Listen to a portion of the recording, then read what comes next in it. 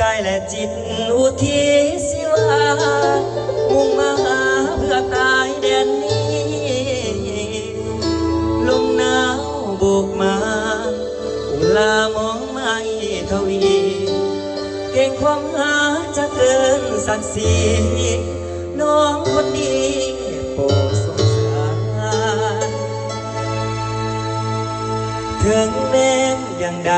ขอให้เว้ามาขอได้โปรดจงคิดเมตตาอย่านึกเสียวหาผู้สายแดนไกลหากพัก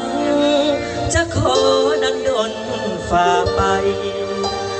ผู้และภาคกว้างใหญ่ด้วยใจมหาน้อง